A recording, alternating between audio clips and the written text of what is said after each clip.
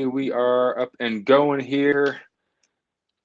Had a little bit of technical difficulty tonight, so bear with me for just a second. Are we up? Can you guys see me at all? Bad stream, bitrate unknown. Hold on just a second, guys. Trying to get everything connected here.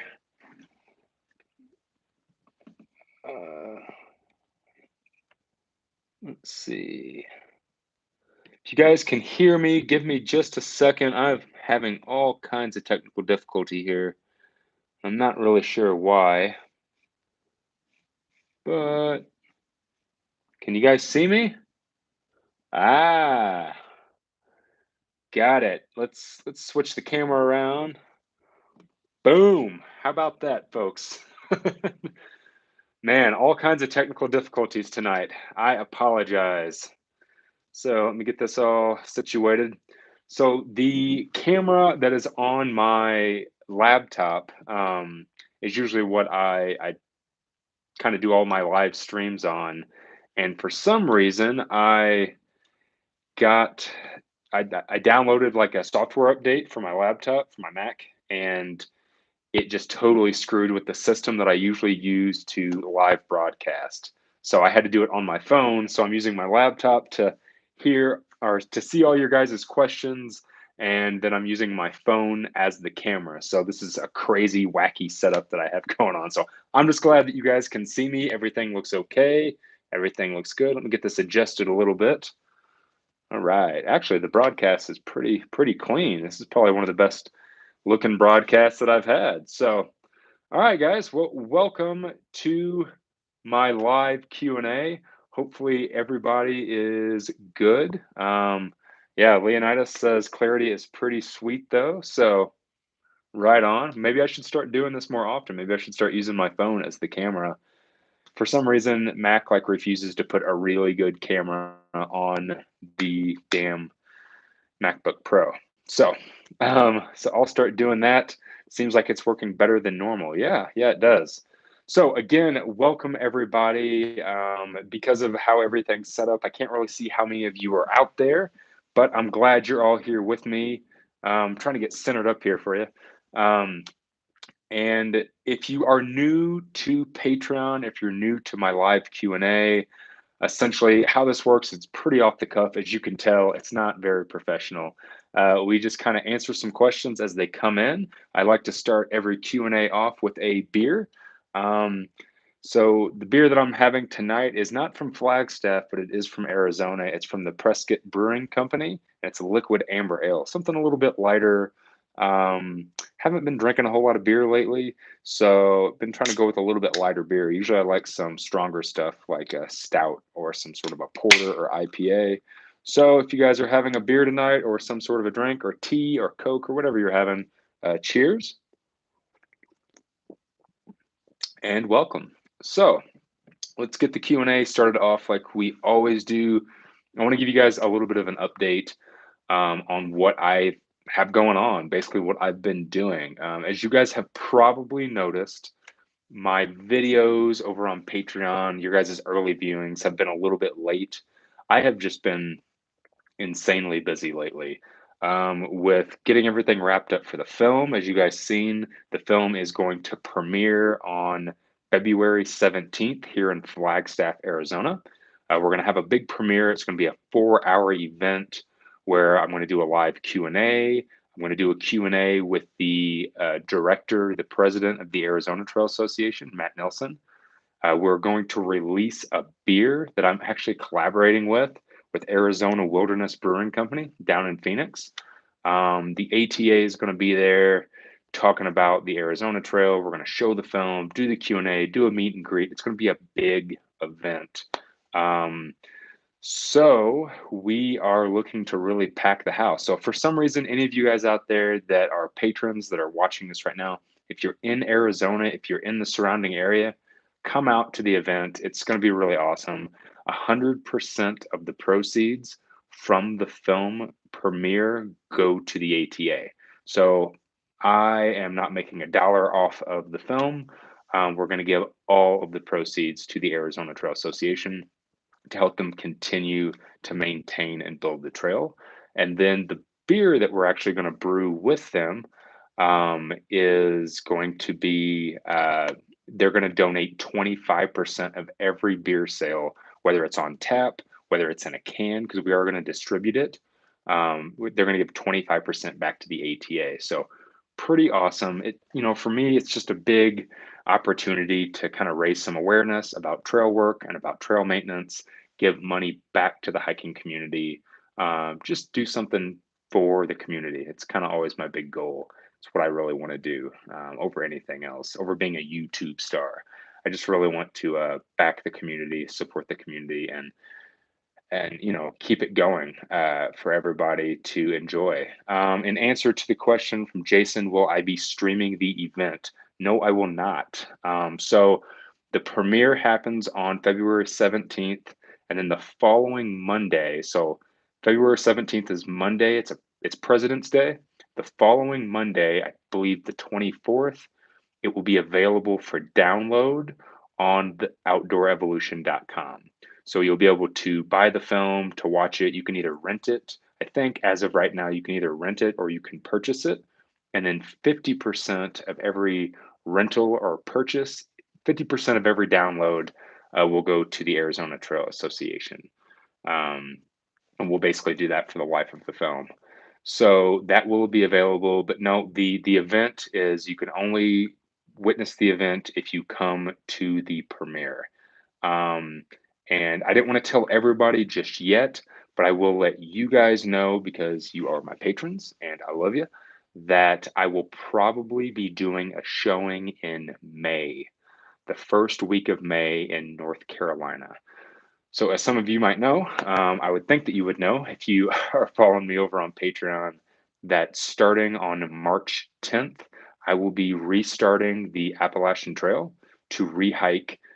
I said 500 to 700 miles, but I'm basically going to be out there from March 10th to the last week of April. So, whatever I can hike in that, I think I did the math, and if I end up doing like 20 miles a day, it'll be close to 900 miles is what I'll be out there for. Just to basically celebrate my 5 years since I started long distance hiking. And yeah, just to be back out there. But I'll be in Charlotte, North Carolina at the beginning of May. I believe it's May 1st or May 2nd. I'll let you guys know as it gets closer. But I'll be doing a meet and greet and a Q&A at a brewery in Charlotte, North Carolina, and I should be showing the film as well. So if you're not able to make the Flagstaff event, which I ask that if you can make the Flagstaff event, come to Flagstaff, because again, 100% of the proceeds are going to the ATA. We're really trying to raise some money for the association.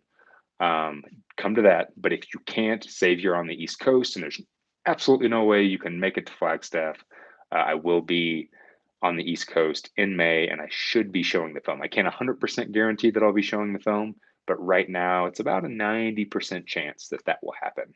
So good news for anybody that's out there in that area. You will get an opportunity to have a little Q&A, a little event, not as big as the event here, but an event no less. So with working on the film, with getting out and still trying to hike as much as possible, getting ready to go start the AT, and then I'm going to Peru in May, and then I'm gonna hike the GDT sometime in June, and then the Colorado Trail in July. I've been really busy, so I really apologize for any of my videos that have been late. To be honest, it's been a bit of a struggle to get everything done. Doing YouTube, making the type of media that I already make, that I've done for the last 5 years on Instagram, on Facebook, on YouTube, is already a lot of work, right? If you talk to anybody that does YouTube videos, it doesn't seem like it would be a lot of work, but you wouldn't believe how much work it is. So on top of that, running a website, the Outdoor Evolution, editing a film, getting ready for multiple through hikes, still trying to be a husband and have a normal life with Snuggles.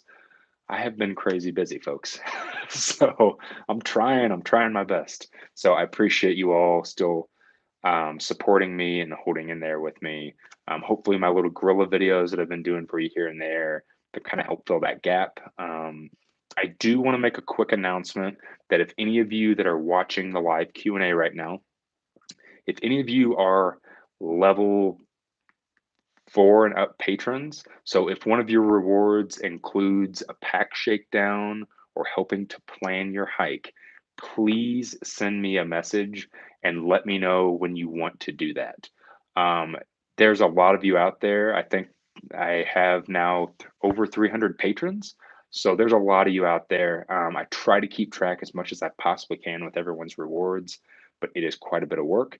So if you want a pack shakedown or if you want me to help you plan your hike, please send me a message. Let's get in contact. Let's get that set up so we can do that for you, especially before I take off for the AT in March. I want to make sure that you guys are getting those rewards. And speaking of rewards, if you are a new patron, if you've just recently signed up in this last month, um, patron rewards will be going out tomorrow. So if you got a sticker or a patch, those will be going in the mail tomorrow. So look for those in the next week. All right, I think that's all of my news. That's my update. That's everything that I can think to fill you guys in on. Hopefully we have an awesome jam-packed Q&A tonight. And then if you're a level 3 and up patron, make sure you stick around because afterwards we'll be doing the live gearbox. All right, so it looks like we have some stuff that has rolled in on questions. Let me go ahead and go back over here and start from the beginning. Leonidas, was about to send you a text to make sure you're okay. Thanks, buddy. I'm okay, just a lot of technical difficulties. All right, here we go. Richard Allen says, when you're not required to use a bear canister, what do you use? Have you ever used an Ursac? So no, all I've ever used are I've used just a regular food bag. So if you guys have looked at my gear list, you'll know that I typically use the Z-Packs DCF food bag. I use that on the AT, both in 15 and 16. I use that on the PCT, aside from when I had to use the bear can. Um, I've used it on section hikes of the CDT, and I also used it on my through hike this year of the Arizona Trail. The only thing I've ever used aside from just a regular food bag is an op sack, an OP sack, so an odor-proof sack. Excuse me. It's like basically a big, long Ziploc bag that's supposed to be odor-proof. I've used one of those in the past.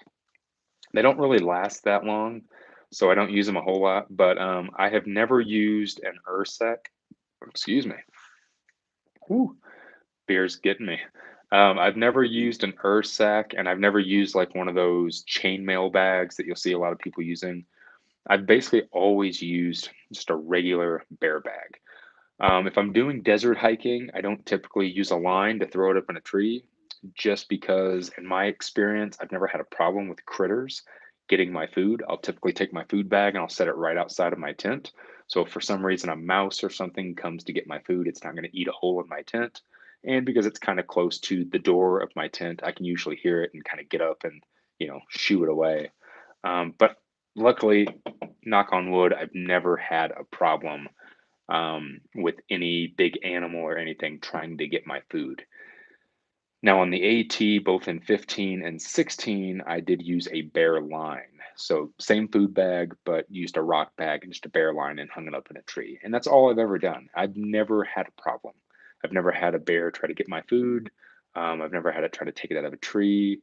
Yeah, I've been lucky and have not had a problem. So, no Ursac for me. I have thought about checking out an Ursac in the future, though, maybe trying that. But as of right now, just a bear bag and just a an OP sack. All right, let's see. Next question that we have is hello from the beautiful Shenandoah Valley of Virginia. Hopefully, I'll be there sometime in April, Dennis. Hopefully, I'll get that far. Richard also asked, are you a born and raised Arizonian, or did you just fall in love with Arizona? No. So the first time I had ever come to Arizona was in 2015. So before I Before Snuggles and I went to do our hike of the AT in 2015, we came out west, and I had personally never been any further west than Texas. Believe it or not, I was 28 years old. Is that right? 28, 28, 20, 28, 29 years old before I ever came west than Texas. Um, and we came to see the Grand Canyon, as you do when you come out west. And we ended up kind of cruising down to Flagstaff because we were going to go meet a friend down south. We were actually going to go meet him in Joshua Tree, just outside of LA. He lives in LA. So we were going to have to drive all the way through Arizona. And basically, for those 2 days that I was in Arizona, I just 100% fell in love. Absolutely fell in love with the state. In 2015, when we got off of the trail, we actually came back out here and we were thinking about moving to Arizona and moving to Flagstaff because we really like Flagstaff, but we just couldn't afford it. At the time, we just got done with a hike. We kind of used up all our money. We had a real small nest egg. So we ended up going to about 4 hours east of here to Albuquerque, New Mexico, just because it was cheaper cost of living and we could afford it at the time. So that's how we wound up in New Mexico, really just on a whim. I'd never really planned on moving out west. We were just out here, fell in love with it, and jumped on the Arizona Trail for the first time in 2016 on a bike and fell in love with it. And I've just had this love affair with this state. Ever since 2015. It's one of my favorite states. It constantly surprises me. It's so diverse. I think a lot of people, when they think of Arizona, they just think of the desert, right? You think of saguaro cactuses, you think of the Grand Canyon, but what a lot of people don't get to see are the massive pine forests, the Sky Islands down south, big alpine mountains. I mean, there's tons of snow outside right now. There's a ski resort like 20 minutes away from here.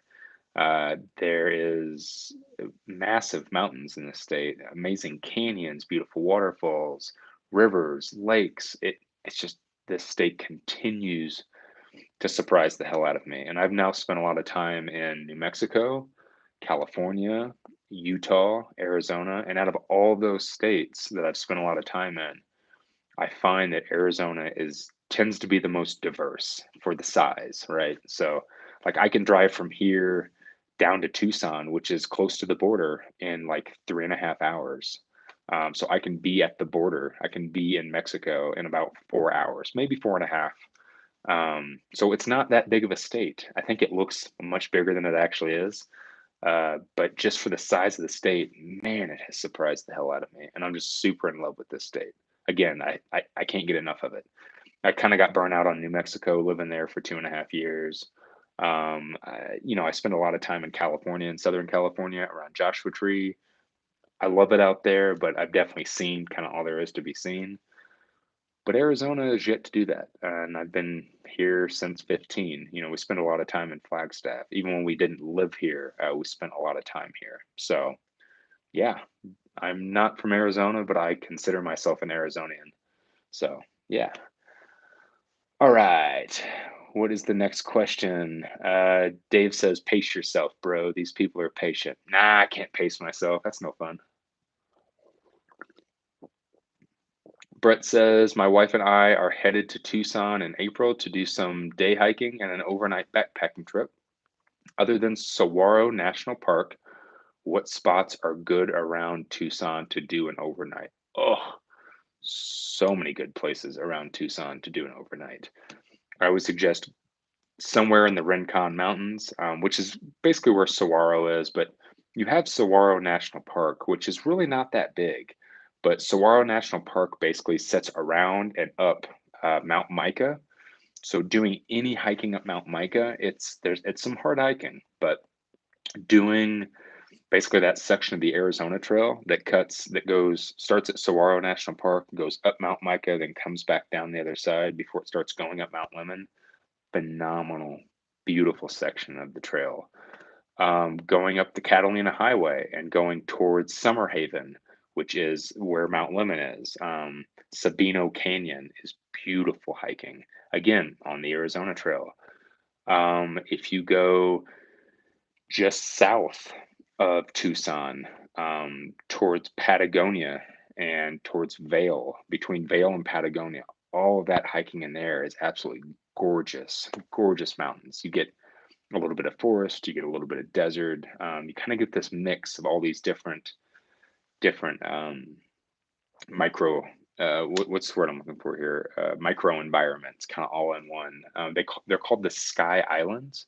So Mount Micah, Mount Lemon are Sky Islands. So you start in the desert and you're just barren wasteland desert, big saguaro cactus, and you go up, and within like 4 miles, you're in big pine forest with waterfalls and streams and pine trees and aspen, and you're at higher elevation, and it's really wild. It's just like this totally different world, kind of in the middle of the desert. So you really can't go wrong. I would suggest maybe downloading the Gut Hook app for the Arizona Trail, and then just kind of looking around Tucson and finding a place to connect onto the trail, getting out there and going to experience some of that. It's just absolutely gorgeous, absolutely beautiful. So one of my favorite places to hike on the whole trail for sure. Um, what's the next question? Greg said you tested the Outdoor Research Echo hoodie. What did you think of it for durability? I'm thinking of getting the Echo quarter zip for a main hiking shirt. Yeah, that's what I'm wearing right now, actually. This is the Outdoor Research Echo. My little logo is dead. It died. But I love this thing. I wear it all the time. I really like hiking in it in the sun because it is UPF rated. The hood is super comfy. From what I understand, you cannot get this one anymore. So the thing that sucks is that the new version that they made, they didn't put thumb holes in. So I'm a big thumb hole fan. And then they took away these, which I don't know. I kind of like these for some reason. But it also has the little pocket in the back here. But I really, really dig this hoodie quite a bit. Um, Excellent for hiking and light weather. I've slept in it. It's really great to sleep in, and yeah, it's got my two thumbs of approval.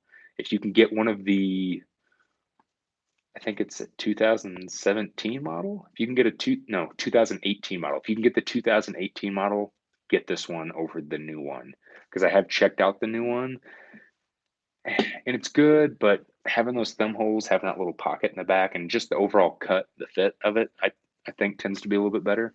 You can get one of these, definitely do it, but it's pretty hard to go wrong with one of these Echo hoodies. They're pretty amazing. Nice, light, airy, comfortable. Um, Jason Beach asked, when do you think the fanny pack you were working on with Waymark will be coming out? Good question. So for all of you that don't know, I think I explained this in the last Q&A. I've started doing collaboration projects with other gear companies. For years, companies have wanted to sponsor me, get me to carry all their gear, and you guys know that's not my style. It's not really what I do. I like being the boss. I like playing by my own rules.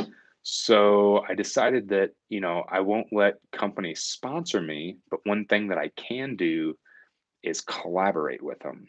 And I'm not in it to make money or to say that I'm sponsored, but if I can find a way to collaborate with these companies, come out with limited run products, it's a way that I can get them to give a percentage back to a trail association. So a good example is the beanie, the Outdoor Evolution beanie that we just did with Appalachian Gear Company. We were able to give 25% of every beanie sale to the ATC, the Appalachian Trail Conservancy. So I'm going to keep doing that. I'm going to keep reaching out, not really reaching out to companies. Companies have been reaching out to me, asking me if I want to do something. So my deal has been like, you can't sponsor me, but if you want to do a collaboration project with Outdoor Evolution, I'd be interested in doing that. Let's do a small run. Let's sell them out. Let's give a big chunk of those proceeds to the associations. So that's what we're doing. And to answer your question, Jason, Mark and I are still working on the fanny pack. We're hoping that it will be available at the end of this month, beginning of next month. We're basically waiting on fabric right now. So the fabric that we're actually going to put on the fanny pack is going to be a special printed fabric with a design that a friend of mine drew up. So we're going to put that on there. It's going to have the Outdoor Evolution patch on there on the front versus the Waymark patch. And we're probably going to do a run of about 50 of them. So they should be out at the end of this month, beginning of next month. But I'll definitely let you guys know when that's coming out and give you kind of a little heads up on those. All right. Jackie asked, what exactly is the Gearbox Live? New patron and wasn't sure that what that option is. And what is your favorite coffee for the trail? Good question. So, what the Gearbox is I used to do for level 3 and up patrons, I used to do a monthly gear giveaway.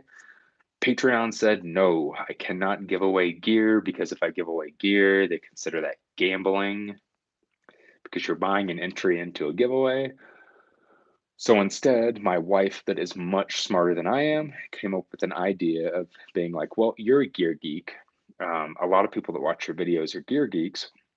Why don't you do kind of a live gear video every month where everybody that is a level 3 and up patron can come and you do a live broadcast and I can talk about some of the gear that I'm prototyping, some of the stuff that I'm testing, stuff like the Waymark fanny pack that I just mentioned, stuff that I'm working on for future use, and some of the stuff that, whenever you guys see me do a gear review, I've already had that piece of gear for quite some time. Every once in a while, I'll do like a preview of something I just got. But a lot of times, I'll test things, I'll get things, I'll use them, and it'll be months before I even mention them on the YouTube channel.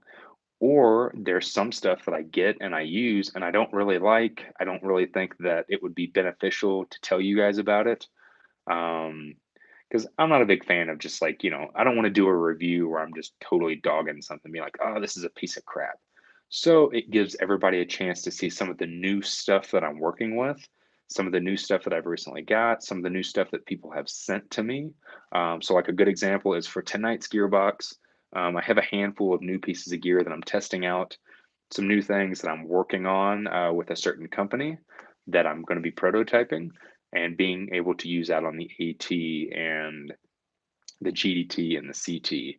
And then I can't do gear giveaways, but I'm still every month doing a gear donation where everybody that joins the Gearbox can have a chance to get a donation, if that makes sense. But I can't give things away. So it's basically if you're a gear geek, if you like seeing some certain things, getting my opinions, it's really just it's a way for all of us to kind of geek out on gear and talk gear. Um, and some of the stuff that I'm working with and working on. So, yeah, that's what that is. And as far as your question on what is my favorite coffee for the trail, I've actually recently, I'll show you guys. Oh, get my food bag here. I recently picked up a new coffee. Sorry if that's loud.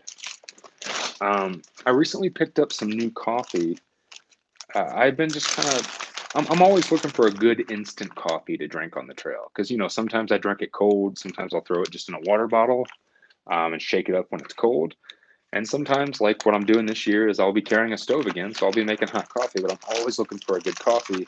And you can only drink so much Starbucks via. So recently I found a company um, called CS Coffee. And I've really been digging this stuff. And what I really dig about it, number one, is usually whenever you get a little coffee pack like a Starbucks Via or an Alpine Start, it's 8 ounces of coffee. I'm a coffee fiend. I got to have caffeine in the morning. So I'm usually using two of those, getting about 16 ounces. So what's great about these is there's 16 to 20 ounces of coffee in here. So instead of using two little plastic packages and creating two pieces of trash, it's one package. So this is one morning for me of coffee. The other thing that I like about it is this packaging is 100% compostable. So it's not in package. It's not in a package container. So it's not creating as much waste. As a through hiker, unfortunately, a lot of the food that we eat on the trail it comes in a lot of packaging. There's not a lot of choice when it comes to that because a lot of times you're resupplying at grocery stores, at convenience stores, at gas stations. So getting like bulk food, trying to lessen your impact while you're on the trail is really hard, unfortunately. So doing little things like this, using coffee that's in a compostable bag, is awesome. It's just amazing that I can do something. I can put a little bit of effort into lessening my impact while I'm out on trail. And I really dig the taste of it. CS Coffee makes a really good tasting coffee, and I've really been enjoying this. So I would highly suggest checking this out. I think that usually if you go order their coffee, I think, well, they have been for the holidays. I think it's like 50% off your order. They'll give you like a coupon code if you go to their website. I'm not sponsored by them in any way, so don't take that as that's what this is. I just really dig their stuff. Um, and something that I've explained, I believe, in a gearbox, kind of wrap all this together, is I'm actually collaborating on a coffee with them. So we're going to be doing an outdoor evolution blend, a limited edition special blend of coffee. And we're going to be given, just like everything that I do, 25% back to a trail association. So that should be out in February. It'll have the Outdoor Evolution logo on here. It'll be a dark blend. So the regular blend is like a medium roast. We're going to be doing a dark roast, and then it'll have some. You can see on the back here. They usually put like a little quote. I think that's a quote from Robert Frost, and this cool little picture. So we actually changed the quote to an Edward Abbey quote. We changed the picture to a picture that makes a little more sense for Outdoor Evolution. So we will be releasing those. So keep an eye out for those. But that is my current favorite coffee on trail. So much so that I reached out to them and asked them if they wanted to do a collaboration. So yeah, check that out if you haven't already, and keep an eye out for that limited edition coffee. All right. Next question is from Jason. Have you been to Canyon de Chile? I'm probably saying that wrong. Or Canyon de Shell? I have not. I don't know where that's at, but no, I have not been there, Jason. Jay says, when you section hiked the CDT, did you do anything different with your shoes when you hiked in the Gila River? Did you use neoprene socks? No. So whenever I hiked the section of the Gila River, I did all that at once. That was 2017, April. I think April of 2017 is whenever I did the Gila River section. No, I did not use neoprene socks. I didn't take my shoes off. I didn't have camp shoes. I just walked through the river with my shoes on and let them dry out as I hiked. The thing is like, I think that I did 36 river crossings within 4 miles, 3 miles maybe. So taking my shoes off, trying to dry my feet out, was not worth it. A lot of reasons that's why through hikers don't want shoes that are waterproof or Gore-Tex or something, because odds are, like, if you're on a trail like the CDT and you're having to cross water that much, it takes so much time to take your shoes off, put them back on, take them off, put them back on, take them off. So I didn't screw with that. I typically don't. I just walk through water sources, and then I always make sure that I have a dry pair of socks in my pack. So at the end of the day, I can put dry socks on, and then try to dry my socks out as much as I possibly can. So no neoprene socks, nothing like that. I just walk through it. Pretty basic. Punkwood asks, is it okay for a fan to approach you on the trail? And if so, what's the way we can to not disrupt your hike? Yeah, totally. To answer that question, I guess in my way, to kind of tongue in cheek, I don't consider anybody a fan. I, I find it flattering that someone wants to say that they're my fan. I just see people as being other hikers out on the trail. We're all in this community together. I don't want to feel like anyone's special on the trail. It happens quite a bit. People will stop me and want to talk to me and take pictures with me. It happened today. I was out in Flagstaff hanging up some posters for the film, and I had some guys that stopped me in a coffee shop that wanted to take a photo with me, and I love doing it. Like, don't nobody take it the wrong way. I will always do it. I always take time to stop and talk to anybody, because it's because of people like you. It's because of people that watch my channel that allows me to do what I'm doing right now, right? That allows me to go out and make a film this year, that allows me to go back on the AT and to share my passion and to make media. So it would be ridiculous. It would just be downright stupid of me to ever deny somebody a couple minutes to say hey, to give them a hug, to talk about their hike, to talk about my hike if that's what they want to talk about, to take a picture. Um, so honestly, sometimes it's kind of a little weird for me still because I don't think of myself as that. I just think of myself as another hiker um, that maybe just does a little more in the hiking community to spread my message. But um, it's very flattering for me, and I'm always humbled by it. So, in answer to your question, is it okay? Absolutely, it's okay. It's what fuels me. It's what keeps me going.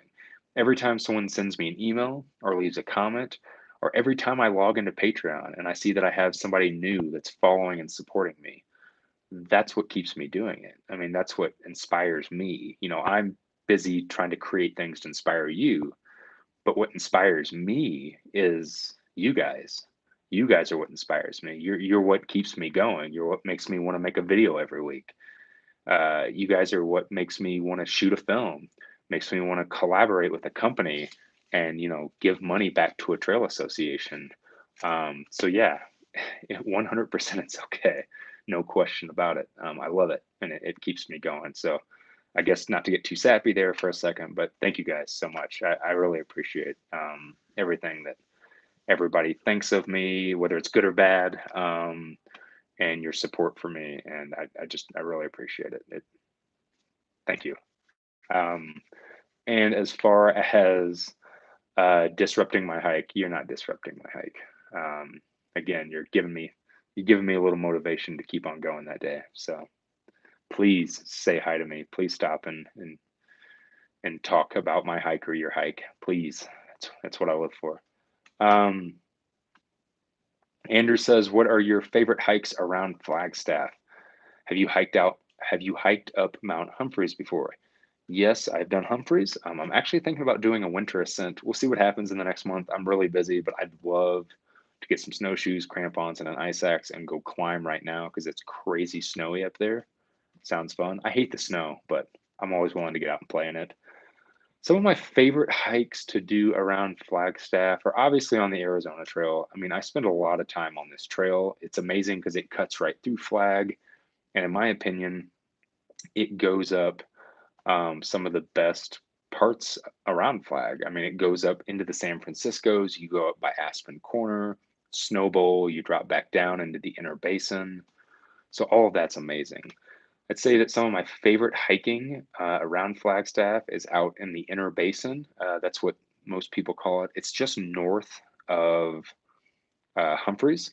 It's just north of the San Francisco. So everything out in there, there's tons of these aspen groves, and then you start getting out into the plains. It's just so beautiful out there. I spend so much time out there. The other day when I made that snowshoeing video for you guys, that's where I was at. I was on the north side of Humphreys, back in there. A couple other good trails would be hiking anywhere around Walnut Canyon or Sandy Canyon, and then see if I had to throw one more in there, I'd say Fat Man Loop. Fat Man Loop's a pretty good fun hike. So yeah, basically I just go out and anywhere I can jump on the AZT, I'll just take it anywhere, and then I'll usually hike to a certain point, find an offshoot trail, and then shoot up that trail, come back down. The funny thing is because I've been working so much on the film about one trail, the Arizona Trail. When I get out on trail, I'm usually out on the Arizona Trail because I'm still, every once in a while getting pickup shots and just trying to stay inspired. Editing a film, editing video in general. Here's the sad truth or the harsh truth about making like YouTube videos or doing any type of video work. I love to film, love it. I love to be able to tell a story through a camera lens and be able to capture a moment. But whenever you sit down to edit and you look at the same footage over and over and over again, you're color grading it, you're playing with the sound, you're cutting it up, um, you kind of get burnt out on it a little bit, especially working on a full film. So, getting out on the trail, getting out on the Arizona Trail keeps me inspired to keep making the film and keeps my passion going in it. So I spend a lot of time on the AZT. But yeah, those are some spots that I do get out and hike on quite a bit. Scott says, "What's up, Darwin? I'm late." What's going on, man? You're not late. perfect timing. We're getting cooked. We're getting cooked up now. I don't know what that means. Uh, was lost in repacking my PCT gear for the 50th time. Nice. Oh, and I tried the Ultra Temps on the AT last week. I like them way better than the Olympus. Me too. I love the Temps. Um, Richard asked, when or do you still use the DJI Osmo Pocket? So I have not used the Pocket since I got back from Scotland, actually. I recently picked up a new GoPro. Um, I used the Pocket for a while, but one of the things I was worried about is next year I'm going to be on some really wet trails, right? The AT is going to be super wet. The GDT is probably going to be super wet. The Colorado Trail is probably going to be super wet. It's just going to rain a lot. And I have my big camera, which is weather sealed, but filming in the rain, it's an expensive camera, it's an expensive lens. So filming in the rain, probably not going to do a lot of. So the Osmo Pocket is really great for getting those types of shots, but it is not waterproof. And I'm scared that if I take it out on the AT, I'm not going to be able to film with it either when it's pouring. So I recently picked up the new GoPro 8. So I plan on taking that out with me on the AT. So I'll have my big camera to shoot the majority of the stuff, about 80% of the time. And then I'll actually use the new GoPro with some certain settings on there, like linear mode, so it doesn't look all GoPro stretched out fish-eyed. Kind of shoot the trail more and shoot when it's raining. But yeah, I haven't been using the Osmo Pocket a lot lately. It's just kind of sitting over here on a shelf. It's still a great tool. I still highly recommend it if you're thinking about vlogging your hike or getting something that's super lightweight because of how multi-use it is. It's really perfect for just about everything. I recently went on a hike with my buddy uh, Details and my buddy Plug It In, and we went down and hiked a section of the Arizona Trail in the Rincon Mountains, and both of them used the DJI Osmo Pocket to film their entire hike. And the stuff came out great. I mean, they didn't use Details did not use any other camera. He didn't use his cell phone. He didn't use his Sony. He just used the Osmo Pocket and loved it. So it's a great tool, but for what I'm going to be doing in the next 3 hikes, I don't think it's going to be the best tool for that. And I'm always looking for the most functional thing that I can use. So that's why I picked up the GoPro. So we'll see. I don't know. The GoPro might suck. You guys will have to tell me. Um, Next question from Magic on the Trail is any updates on the gear closet? I'm trying. I'm really trying to get the gear closet up. So originally the gear closet was going to be on my website, darwinonthetrail.com. We've decided to put it on Outdoor Evolution. So the film is going to be released on Outdoor Evolution. We're still releasing weekly media, except for the last couple of weeks. We took a couple of weeks off. So I think we're going to put the gear closet on Outdoor Evolution. And for anyone that doesn't know what I'm talking about, I have a bunch of used gear. I have stuff that I just don't use anymore, stuff I've tried over the years that didn't work out for me, stuff that people send me. And I always get asked, where do I ever sell my used gear? And I finally decided that I will start selling my used gear. So we're going to have a section on the Outdoor Evolutions store. So we have a store where we sell stickers and suggest certain products. It's where we sold the hat. It's where we sold the beanie. There will be a used gear section over there. So that's where all that will be listed. I'm going to try to get that going within the next couple of weeks. I'd like to get it all on there and get it off of there by the time that I start the AT, because obviously I won't be able to ship stuff while I'm out on the AT. So it's something I'm still trying to work in right now. Bear with me. I'm really trying to get it up on the site. Again, I've just been so crazy busy lately. It's been really hard for me to kind of focus on those little extra things that I'm supposed to be doing when I'm doing like 50 other things. What I need is if one of you guys could find a way to start cloning people, and you could legally, I mean, legally, I don't want to do it illegally, clone me about twice. If I could get 2 more of me where I can go do hikes and film, one of me can sit and edit video and the other one can take care of all the administration stuff like websites, that would be awesome. I would highly, highly appreciate it if you could clone me. Until then, I am trying my damnedest to to get all this stuff wrapped up, guys. So bear with me. Um, Richard Allen says, "Are you excited to get out and use the tarp tent?" So I've been using the tarp tent for quite some time now, and it's been great. It's been a great tent. I'm still not 100% sure if I'm going to be using it on my hikes next year. I have a lot of different shelter options, and I really like the tarp tent, Aeon Li, but I don't like that it doesn't pack down. I don't like putting tents. I like having a tent that I can just, if it's wet in the morning, I can just kind of bunch it all together, slam it on the outside of my pack in the mesh pocket, jam it in my pack. I don't like rigid things in my pack, and it has those pulls. So I really love the tent. I will go ahead and tell you guys that right now before I ever do my review. I think it's a phenomenal tent. It's been great for me. It has enough room. It's super easy to set up. Um, but my biggest issue with it is it's not as simple as I want it.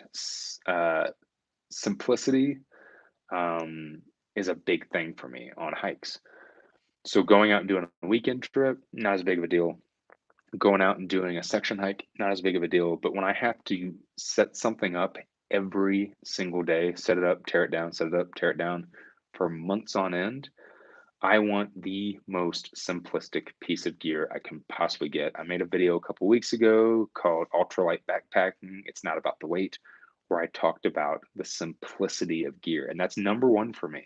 Number one, weight is not as big of an issue. Brand is not that big of an issue. Materials, not as big of an issue. The number one thing is simplicity. And the biggest beef that I have with that tent is it's not so simplistic to pack. And that's a big thing for me. I tend to use very simple gear, stuff that's packed down small.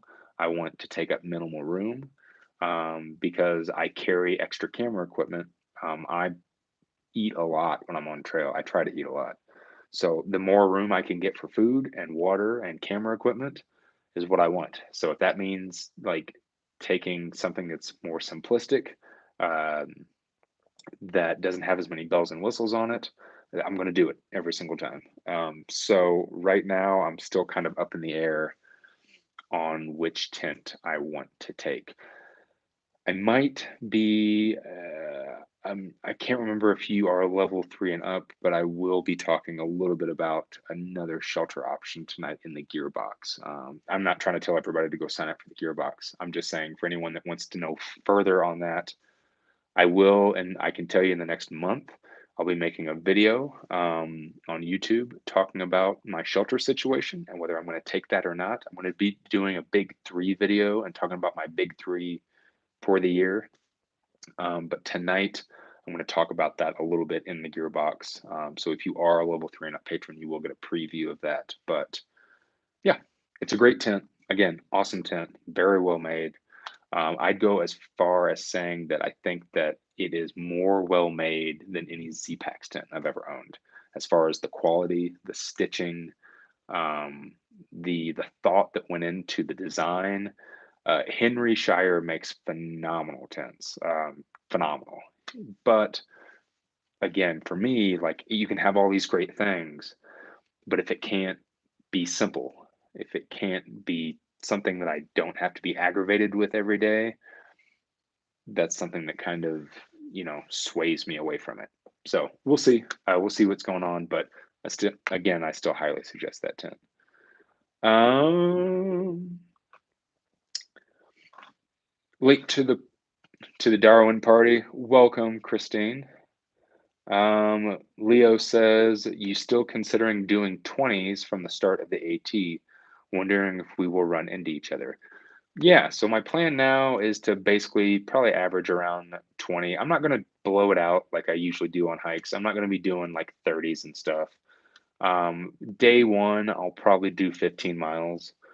Um, but I plan on going from Springer to Hiawassee in 4 days. 3.5, 4 days. It's about 70 miles.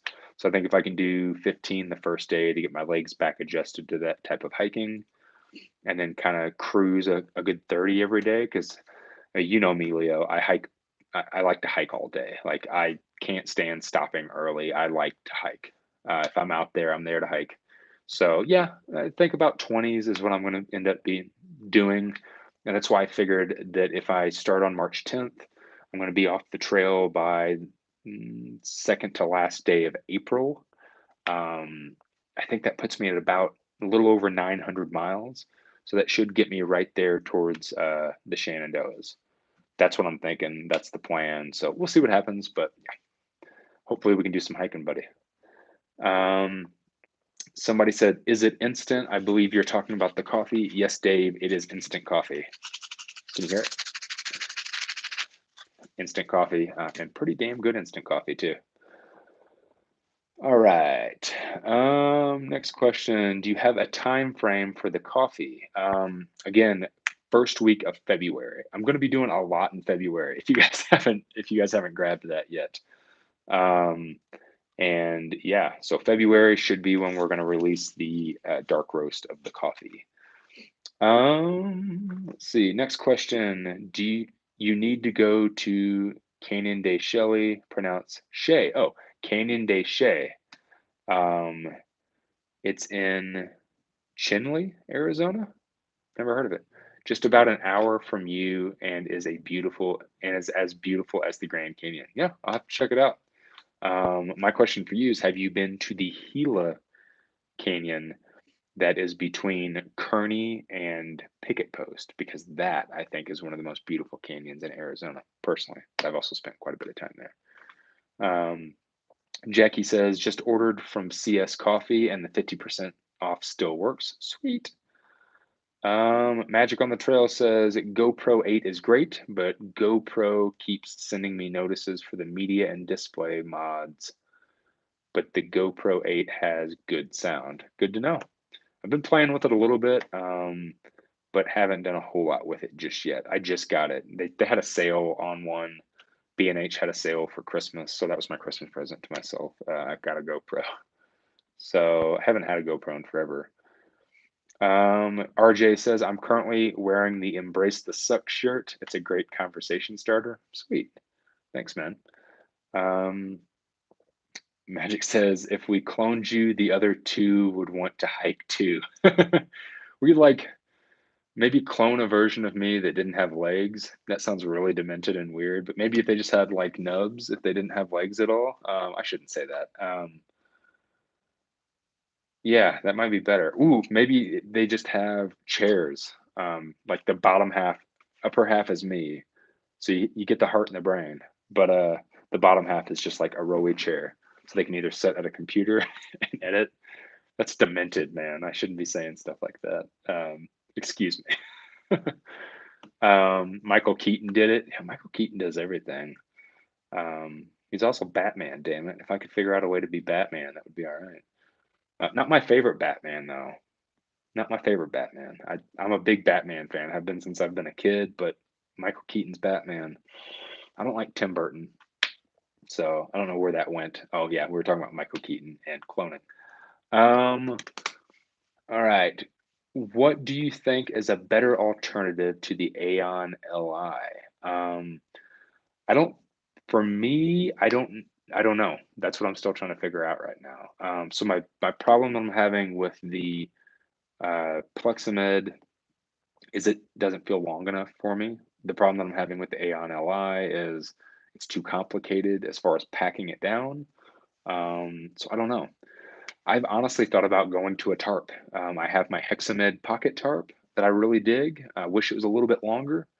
So that could be the option. I'm messing with all kinds of stuff. I could be, as a little teaser, as a thought, I'm going to throw it out there into the universe, but you guys got to, don't say anything about it. I might be working on a shelter with somebody. And now, whether that means a shelter that would be available for everybody or just a shelter that is built just for me that I'm going to pay for, I don't know yet. That could be a possibility. It's not a high percentage, but that might be what I end up doing. I'm not going to go any further than that. But the Aeon, again, the Aeon Li is a great tent. If I wasn't going to be spending so much time out on the trail, if packability wasn't an issue for me, I would totally carry that tent. I think it's great. If Henry could find a way to make those stays like telescopic or break down, like all I want is the tent. Like the tent's about this long, as it like it won't pack down any smaller than that. If he could find a way to make it like pack down that big, like my duplex does, like my Plexamid does, like my Hexamid pocket tarp, I'd be in business. That would be the tent that I would carry everywhere because it's perfect on size. It's super easy to set up. I got to stop talking about that tent. So that's what I'm thinking. That's the idea. I might be doing something completely different. Um, RJ says clone him and he can hike the AT, PCT, and CDT at the same time, calendar year Triple Crown. No, see, the problem is one of them still wouldn't want to hike the CDT. They'd all be too hard headed to hike the CDT. um, all right. Nope, haven't been there, but we'll have to check it out. Do it. All right, let's find a new question. Oh, Richard says, since you're using a stove, are you back to using the BRS or something new? Nope, I'm going to use the BRS. Um, that is the main thing that I'm using. It's a great little stove. It has yet to let me down. If for some reason it does let me down, I can order one off Amazon for 12 bucks and have it sent to me. Yeah, it's a great stove. I still have my Snow Peak Light Max that I use from time to time out on the trail. It's what we used last year on the bike tour of the Blue Ridge Parkway. But if it's just me, I'm out on trail and I need something really quick, the BRS has been great. So yeah, that's my go-to stove, and that's what I'll be using. Who is your favorite Batman? Adam West, sir. 1966 Batman. Adam West, Burt Ward, Cesar Romero, Frank Gorsham. Oh yeah, I collected 1966 Batman stuff since I was a kid up until like 5 years ago. So I love the super campy 60s Batman. That is will always be my favorite, no question about it. So um, Andrew says, have you ever or would you ever use a drone for footage on the trail? Just started watching your videos as I get into hiking and I haven't seen any high angle shots. Um, no, I have a drone. So yeah, I have one. I use it for filming bigger projects. So I have used it for a little bit of the documentary for the film. But as far as carrying this on a hike, as far as carrying this on a long distance trail, no. Let me give you the reason. Two reasons. About a year and a half ago, I made a video called Things I Would Never Carry on a Long Hike. This made the list. Two reasons why I would never carry this on a long distance hike. Number one, it is heavy as hell. Well, it's not heavy as hell. It's heavy though. And for the flight time, one of these batteries gets 20 minutes of flight time. That's it. This is a big, chunky, heavy piece of lithium that only gets 20 minutes of flight time. So, to only get 20 minutes of flight time, to carry all of this and to basically screw with the hassle of this, it's not worth it for me. I rather just, you know, hold my camera up, use a GoPro, use something like that, put it on the end of a trekking pole to get high angle shots. But I would never carry this on a hike because I think it's overkill and it's just not worth it.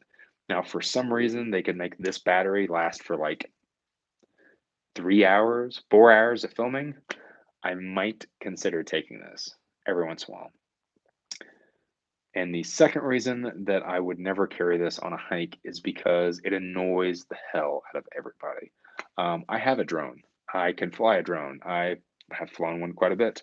I like drone shots, but they still annoy the hell out of me. I cannot stand the sound of these things, especially when you're talking about a long distance trail where you have a lot of people that are out there. Some people are out there and they're wearing headphones and it doesn't matter to them as much. But there's a lot of people that go out to do long distance trails, that even go to do day hikes, that go out to get away from the noise, that go out to get away from the hustle and bustle and all the crap that they're constantly bombarded with in cities and towns and their jobs and with their family and kids. And I'm never going to disrupt someone else's hike because I want to get a cool shot. It's just not worth it. That being said, I think drone shots are neat. I think that if you use them correctly, you can get some cool stuff. The other problem is a lot of long distance trails um, go through a lot of wilderness area, which is illegal to fly a drone. They go through national parks, which is illegal to fly a drone. They go through a lot of national forest, which not 100% illegal, but you have to have a lot of permits. You can disrupt a lot of things. So they're cool tools. They're cool. Don't get me wrong. But I don't think that they're good to carry on long hikes because they just one, it's overkill and it's not really worth it in my opinion. Two, it it disrupts too much. It ruins too many people's hikes, annoys people, annoys me while I'm flying it. Like I'll be flying it and it will annoy the hell out of me with the noise. So yeah, that's a really long answer to that question. But that's why I've kind of started messing with things like the Osmo Pocket. I have this neat little thing that I can actually hook up to my Osmo Pocket, and I can clip it to my trekking pole to get a drone-like shot. I started messing around with some stuff like that. Um, it's good, and it's basically the same thing. I mean, both of these are made by the same company. These both basically have the exact same cameras in them. So there's other ways to get those shots without using a really loud, annoying drone. And I mean, this battery life lasts forever. Like I can charge this thing up every 4 days and I can get tons of shots with it, 20 minutes. So I mean, look, kind of overkill, not necessary. Waste of weight, waste of space for me. So yeah, that's my thoughts on drones. Um, if you are going to use a drone on trail, just keep that in mind that you could be disrupting someone else's hike. And again, some people go out to hike to get away from it, everything, to get away from noise. They just want to hear nature. They want to hear birds sing. They want to hear water run. They want to hear the wind. So using something like that is just going to ruin their time, and I don't want to do that. All right, guys, I'm going to answer a handful more questions, and then I'm going to get off here, and we're going to start with the gearbox. So any level 3 and up patrons, like usual, um, give me a couple minutes. I'll shut this down. I will get a new link. I'll post it over on Patreon. Follow that link, and we'll start right back up. Give me about a 10-minute break after I get done with this. All right, so the last handful of questions I have, what are you drinking? Prescott Brewing Liquid Amber Ale. I have, you rolled your duplex. I just stuffed mine. Is that okay? Yeah, it's good to stuff it. It's good to roll it. I always roll it just because I like to get it as small as possible. And every time I've ever stuffed it, it takes up a little more room in my stuff bag. But that's just what I do. Stuffing it, rolling it, both work. Why don't you want to do the CDT? Too many variables. I have explained why I don't want to do the CDT a lot. I believe that I even made an entire video where I talked about why I was not going to hike the CDT, but I'll give you a quick answer to that. I do not hike for labels. I hiked the AT in 15 and 16 because I had a massive passion for that trail. I fell in love with it the first time I stepped on it. It meant a lot to me, and I had a desire and a passion to do it. I felt the same way about the PCT. I had a massive desire and a passion to do it after stepping on it for the first time. Same thing with the Arizona Trail, which is why I came out and shot an entire film. Well, I've been working all year to produce a film about the Arizona Trail. Right now, the only reason I would hike the CDT is to get the Triple Crown. And that label doesn't mean anything to me. Never has, never will.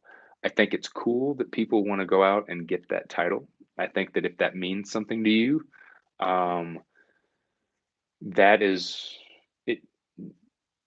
That should mean something. You should go hike something because you have a, a reason to hike it because you have a passion to hike it. I don't care about the Triple Crown. I don't, again, like to me, it's like doing a race so you get the t-shirt.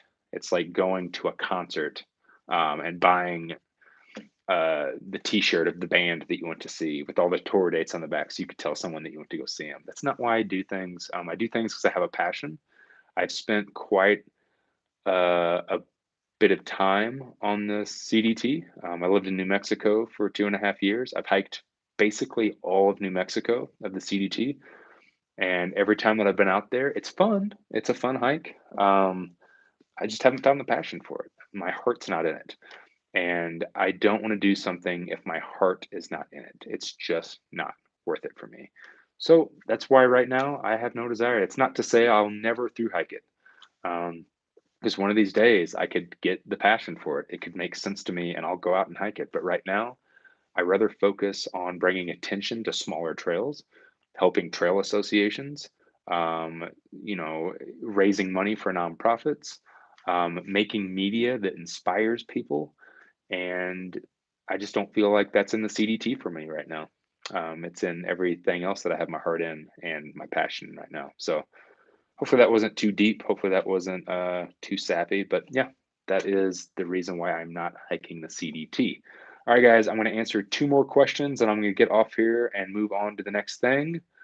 Let's see. Any wide shoulder sleeping pad recommendations? I have somewhat wide shoulders and I use the Thermarest Neo Air X Lite Large. It's been perfect for me. My cousin is this big gorilla dude, massive cat, and he uses the Big Agnes Air Rail, I think is what it's called. Big Agnes makes some green pad that is really wide, and he's a monster of a guy. Like I said, he looks like a gorilla, and he fits really well on that pad. So maybe check out some of the Big Agnes pads if you don't mind the weight. Um, all right. The next question I'm going to answer is this one from Leonidas, real quick. Have you tried the external mic adapter with the Osmo Pocket? I know some people have complained about the sound quality with no external mic input. No, I have not. The only extra attachment that I've tried with my Osmo Pocket is the little wheel that can change the pan, the head tilt. And it's the only extra thing that I've tried with the Osmo Pocket.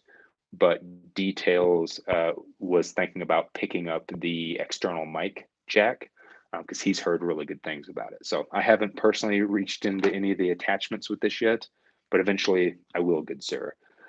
All right, guys, that is it for tonight. Thank you guys so much for joining me. This was an awesome Q&A. I always look forward to doing these. I spend all month kind of in my own world, working on the phone, working on videos. So it's always great to sit down and chat with you guys about all the things that I have going on and answer some of your questions.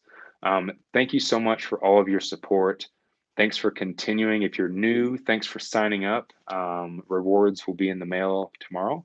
Again, if you are a level 4 and up patron, and one of your rewards includes a shakedown hike or helping to plan your hike, please reach out to me. Let me know, especially before the beginning of March, so we can get that taken care of before I go MIA for a while. And if you are a level 3 and up patron, give me about 10 minutes. Let me refresh everything. I'll get the link over on Patreon and we'll get started with the gearbox. All right, guys, I love you so much. Thank you. And I will see you next time. Now, real quick, I'm going to turn this off. How do I turn it off?